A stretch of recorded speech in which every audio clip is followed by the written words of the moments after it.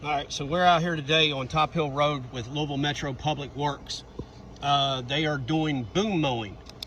We sort of briefly touched on it last week. They have a big John Deere 6415 series with a extended, it's very similar like a bush hog, but it's designed to cut back small trees and limbs.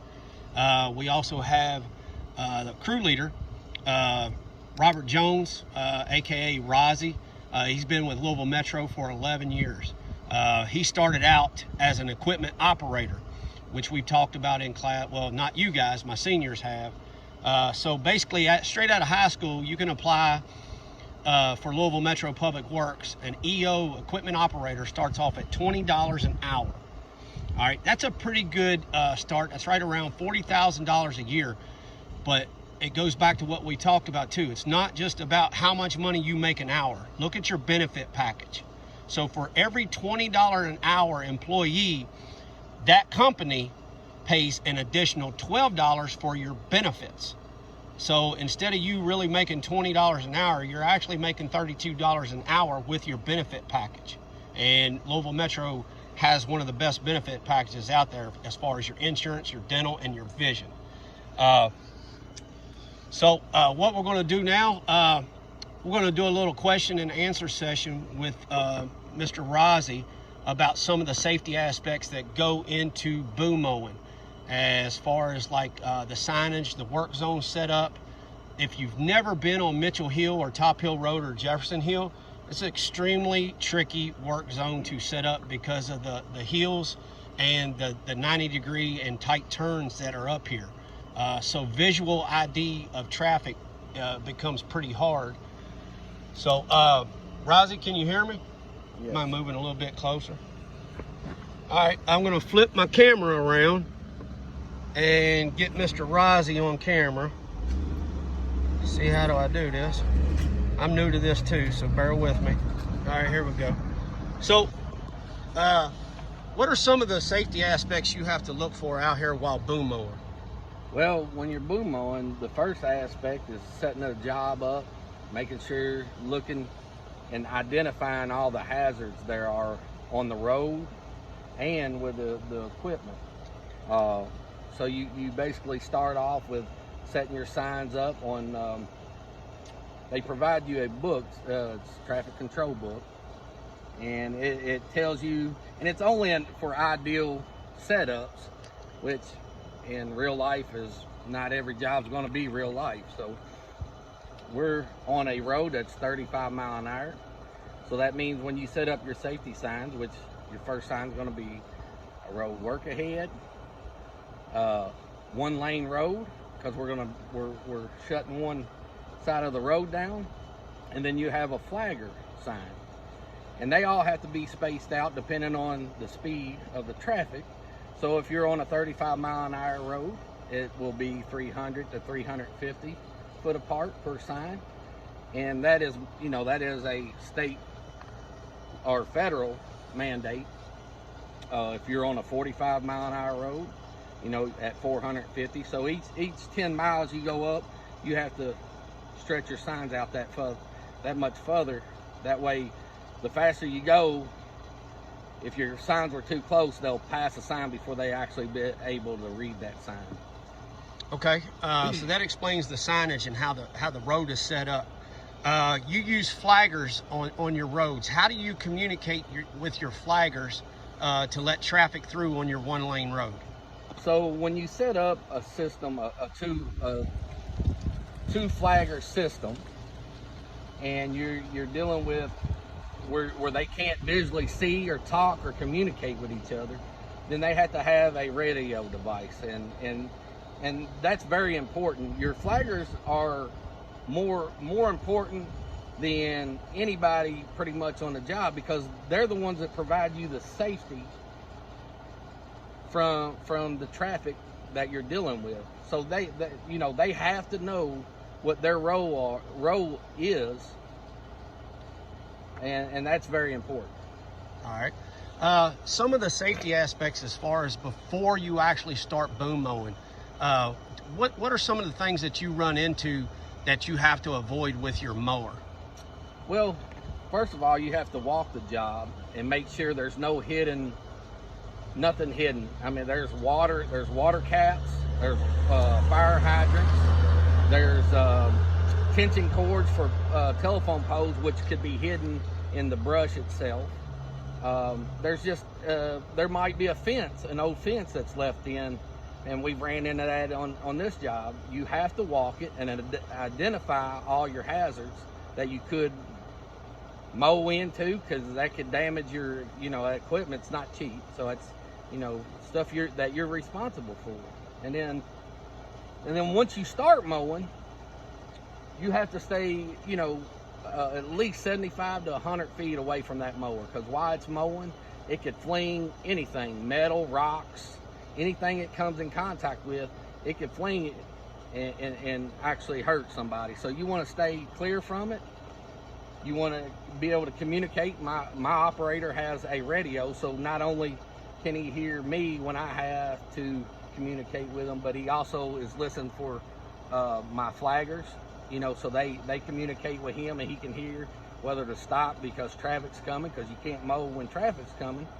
You can't damage somebody's property. So those are the hazards and issues we got to deal with on a daily basis. And yeah. Okay. What is the purpose of boom mowing?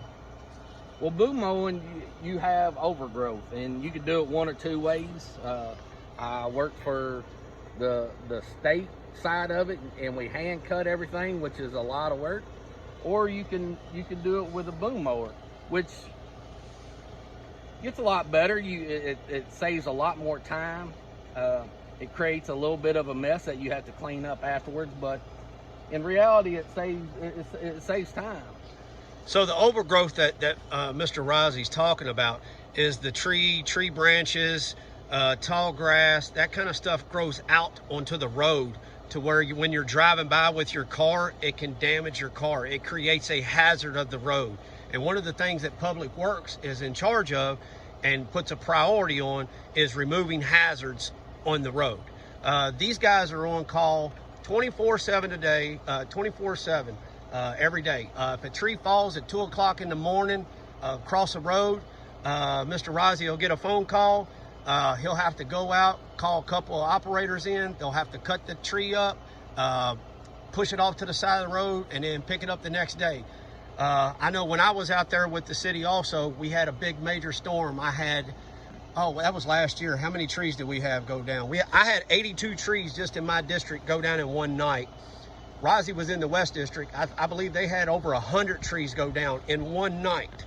So these guys are very professional. They know what they're doing when it comes out there, and they don't shortcut safety. We talk about that all the time. Anytime these guys are out here, as you can see, Mr. Rozzi, he's in full PPE. All right, and he's the crew leader. All right, he's got his hard hat on, his steel-toe boots, his Class 3 vest. Y'all know what Class 3 vests are. It's got the sleeves so you can be seen at nighttime. All his flaggers, they got our signage out. I wasn't able to take a picture of that. So they take this job very serious, and they make good money to provide this service for the city. So we're about 10 minutes in. He's going to get this boom mowing going. So we're going to turn the camera around so you guys can see the boom mower in action while it's going. He's got about 100 feet to go. Once he gets down here to this corner, we're going to take a little short halt, and we're going to go up into the tractor with the senior equipment operator. He is the guy basically right below the crew leader. And he's going to show you the controls on that tractor so you can see how that boom operates. So it's going to get really, really loud. I have my earbuds in. So as you're watching this video, if you guys have, as you're watching the boom mower in action, if you have any questions, go ahead and speak up. I'll be able to hear you through my earbuds. But normally, wearing earbuds inside of a work zone is a no-go. But for instructional purposes today, Mr. Rozzi's letting me do that because of the loudness, and I'll be able to hear your questions. All right, so we're ready. Whenever you are. Yeah, absolutely. And I know it's going to be hard to see, but we have to maintain our distance back, our safe distance back. And we want to do the right thing.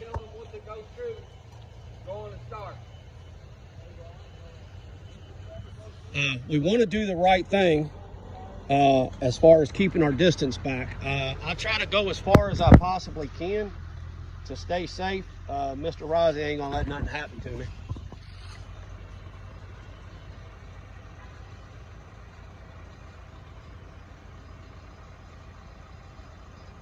All right.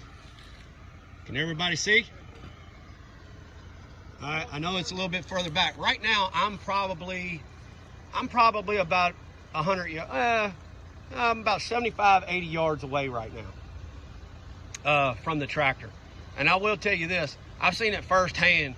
When that tractor starts cutting, it'll throw a rock, it'll throw pieces of wood, a good solid 300 feet at about 100 miles an hour. I've seen it cut people's foreheads open that's gotten hit in it. So we're gonna stay off here to the side.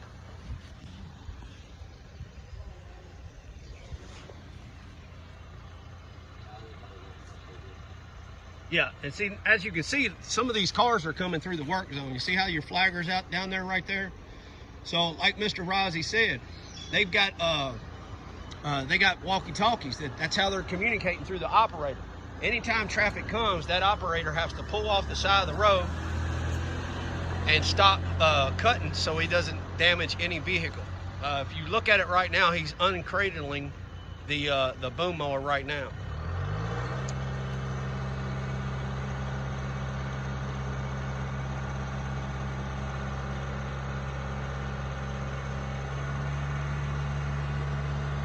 Like I said, once he hits this 100-foot mark, we'll do a short halt and we'll actually go up to the tractor so you can see the boom mower itself and the tractor.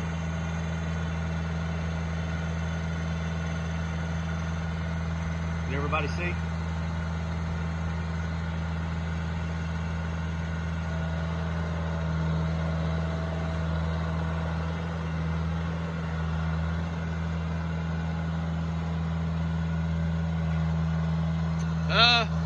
It looks like I'm doing pretty good as far as the bars, but I'm also recording it on my phone and I'll upload that to the Google Classroom.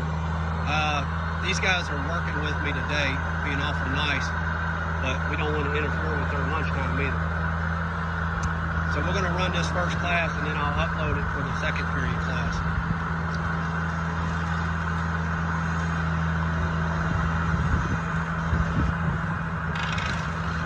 Now, if you notice right now, he's working high, and he'll drive forward, and then he'll work back low. He'll go back and forward and back, trimming them branches down. And then once everything's down on the ground, they'll actually mulch it. They'll actually put that mower down on the ground and mulch it up. That's how they keep the work area nice and clean.